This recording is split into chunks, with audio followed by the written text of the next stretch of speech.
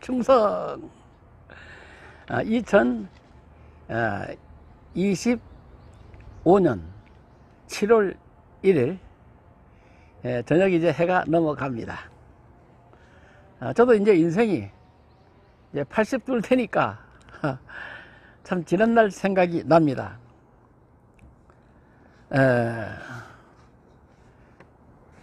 오늘은 술귀신, 물귀신 잡는 해병 회원 모집 제4회. 지난 시간에 술귀신, 물귀신 잡는 해병 회원 모집에 있어서 술귀신, 물귀신 잡는 해병 회원 계약서를 제가 만들어서 읽어드렸는데, 오늘은 조금 더 자세하게 제1조 목적, 정직하고 서로 존경하는 정의 사회 구현을 목적으로 한다. 제2조 정의, 술귀신이라 하면 알코올 중독자 만드는 술귀신, 사람의 교훈으로 가르치는 술귀신, 선지자 노릇하는 술귀신, 너희 지도자 선견자 노릇하는 자를 술귀신이라 칭한다. 또 제2번째 2항 2조 제2항 물귀신이라 하면 바다에서 올라오는 한 짐승이 나오는데, 바다에서 나오는 한 짐승을 물귀신이라 칭한다. 뿔이 10이요 머리가 7이다. 그 뿔에는 10왕관이 있고 그 머리에는 신성모독하는 이름들이 있더라. 자, 아주 중요한 것은 오늘은 물귀신에 대해서 좀 자세하게 얘기합니다. 물귀신, 바다에서 한 짐승이 나오는데 그 나오는 짐승은 머리가 7이고 뿔이 10이요. 자, 뭘 얘기하느냐? 눈으로 볼 수 없는 영적 전쟁에 있어 가지고 이 머리가 7이요 뿔이 10인 이 한 짐승이 하나님을 해방하는 거요. 예수 믿는 사람들을 핍박하고 죽이는 거요. 그게 목적이요.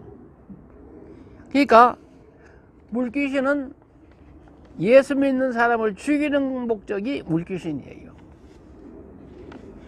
자, 그래서 또 예수 믿는 사람은 하나님 말씀을 지키기 위해서 물귀신이 죽어도 크로스의 십자가의 길을 가는 것이, 그것이 주님과 함께 가는 거예요. 이와 같은 영적 전쟁을 얘기하는 겁니다. 그래서 요한계시록 16장에 보면은 거기에 자세한 해답이 나옵니다. 요한계시록 16장에 보면은 하나님의 진노의 7대접이 나옵니다. 7대접. 그 7대접에는 그 7머리 10뿔 바다에서 나오는 한 짐승이 그게 계시록 12장에 있는 하늘에 있는 붉은 용의 입과 뭘 의미하느냐? 로마 황제, 또 오늘날 말하자면은 중국의 황제 노릇하는 사람, 용포 입은 사람들, 용이 그려져 있는 용포 입은 사람들, 그 다음에 짐승의 입은 뭐냐? 바다에서 올라오는 짐승의 입. 그 짐승은 누구냐? 그는 개구리같이 새 더러운 영이요. 요한계시록에. 그래서 그는 바다에서 나오는 짐승은 요한계시록 13장 1절에 예수 믿는 사람 핍박하는 자, 그것을 왕들을 얘기하는 거예요. 요한계시록 17장에 보면 왕들, 7왕, 7산은 7왕이라 그랬어요.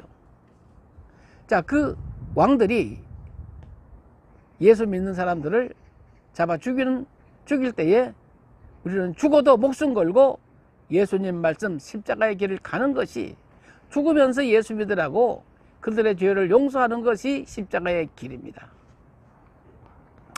자, 그런데 하나의 예를 들면은 애국가에 있어서 동해물과 백두산이 마르고 닳도록, 동해물과 백두산. 자, 백두산은 지금 북한에 있는 백두산을 의미하는 게 아닙니다. 이 국가에. 동해물과 백두산이 마르고 닳도록 그 당시에 일본이 우리나라를 사람들을 예수 믿는 사람들을 막 핍박하고 죽였기 때문에 유관순 누나 같은 사람은 막 토막을 내 죽였잖아요. 많은 사람들이 예수님 전하고 예수 믿다가 막 불에 타 죽이고 많은 사람이 죽었어요. 그 죽은 영혼들이 재단에서 원수 갚아달라고 부르짖는 큰 소리로 부르짖는 이야기가 요한계시록 6장 거기 나옵니다.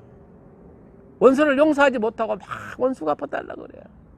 일본 정치 때 그 일본 사람들에게 죽은 사람들이 막 원수 갚아달라 하니까 하나님께서 너무나 센 재앙을 내리신 거요.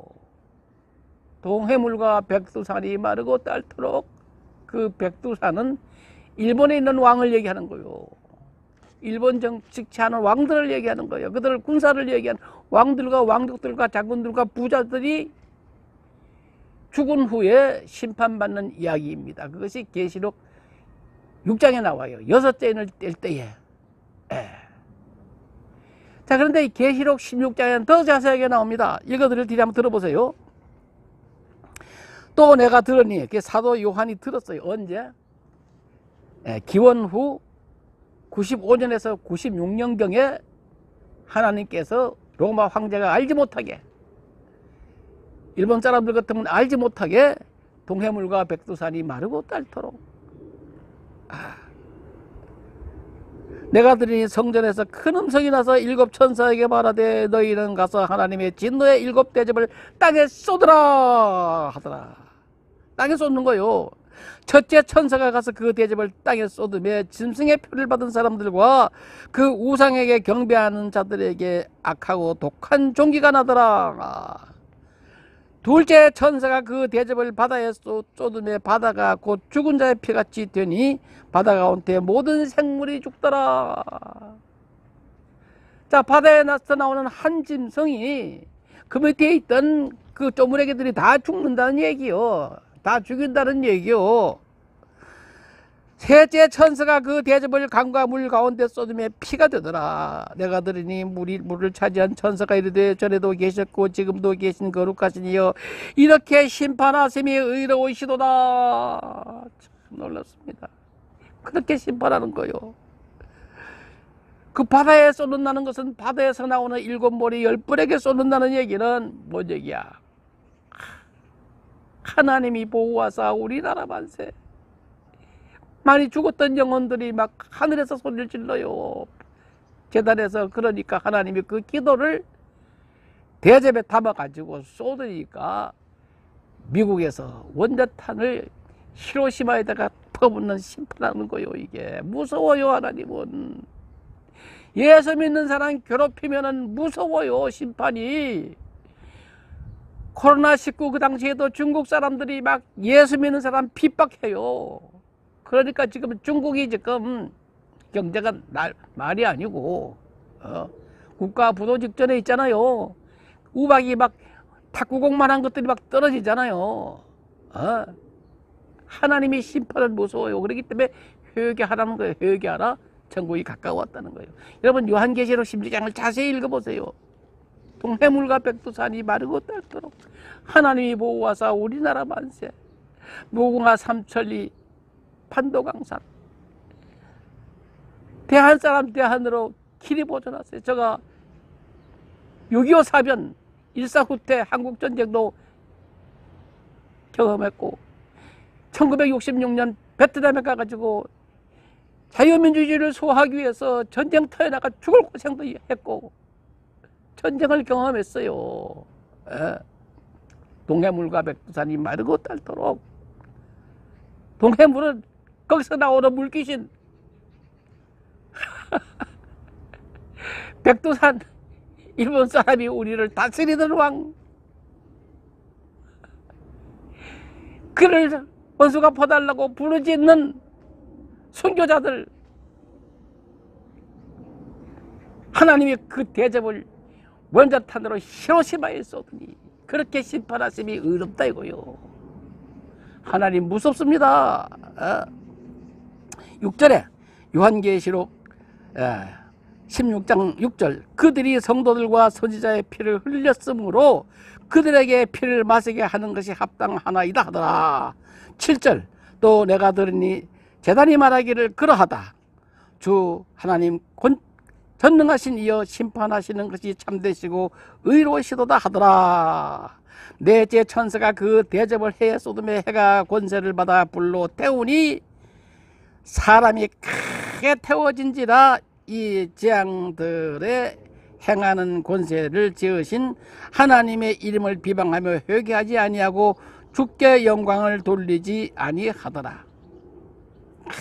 넷째 천사가 나팔을 부니까 넷째 천사가 대접을 해 쏟으니까 해가 권세를 받아 불로 사람을 태우는데 사람들이 크게 태움을 진지라. 그런 재앙. 자, 여기서 주목해야 될 것이 천사가 대접을 그 성도들의 기도를 원수가 받아라는 기도를 짐승의 왕자에다 쏟으니까 해가 어두워진다는 얘기는 왕이 지혜가 없어진다는 얘기요. 정치인들이 지혜가 없어진다는 얘기요. 예. 또 넷째 천사가 그걸 해에 쏘는 해같이 빛나는 대통령들, 해같이 빛나는 국회의원들, 해같이 빛나는 판사 검사들, 그들에게 성도들의 기도가 담은 대접을 쏟으니까 그들이 지혜가 없어진다는 얘기요. 해가 어두워진다는 얘기요. 지혜가 없어진다는 얘기요. 그러니까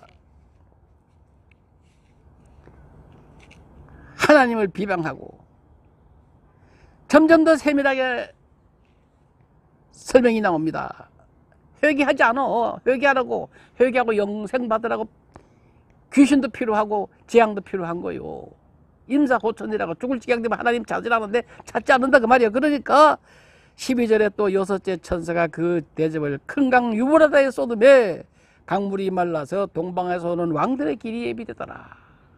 자, 기원전 2000년경에 아브라함과 맺은 언약이 에집트에 있는 그 큰 강, 에집트의 큰 강 나일강부터 저 유브라데 강, 오늘날 시리아와 이라크와 그 이란 사이를 이제 흐르는 투르키에서부터 흐르는 그 큰 강 유브라데, 그 사이에, 그 두 강 사이에 있는 모든 7 족속을 아브라함이 죽으면 거기서 장사돼서 거기 있고, 또 그 후손들도 거기 죽으면 거기에 있고, 영원히 그 땅을 줘서 그 땅 사람들을 통치하겠다는 거요. 사람이 죽으면 그 영혼이 없어지는 것이 아니고, 이스라엘 민족이 하나님을 믿지 않으니까 하나님 믿으라고 오늘 이란을 통해서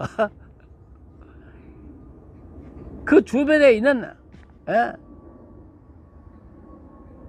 다른 종교들을 통해서 종교 전쟁을 일어나서 예수가 그리스도라고 예수를 믿으라고 중동 전쟁이 일어난다 그 말입니다.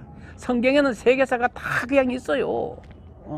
세계사가 아주 제가 이 역사적인 근거를 들어가지고 얼마든지 얘기할 수가 있어요. 이건 사실이에요. 이거는.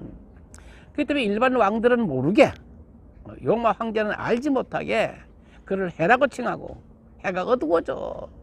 그러니까 음란해가지고 로마가 마망하는 거요. 그래서 13절에 또 12절에 여섯째 천사가 그 대접을 유브라강에 쏟음에 강물이 말라서 동방에서 오는 왕들의 길이 예비되더라.